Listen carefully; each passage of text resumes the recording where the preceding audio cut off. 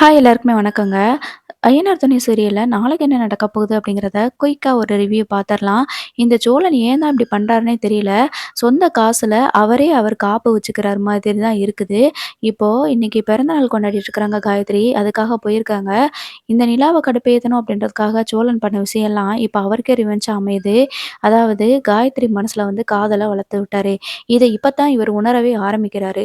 ஐய்யயோ! இந்த பொண்ணு நம்மள லவ் பண்ணிட்டு இருக்கே!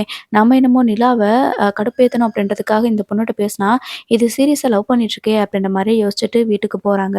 என்ன எப்பயுமே சார் ஜாலி மூடுல இருப்பாரு. இன்னைக்கு என்ன இப்படி அமைதியா வந்து உட்காந்துருக்காரு அப்படின்னு சொல்லிட்டு நிலா வந்து கேட்குறாங்க.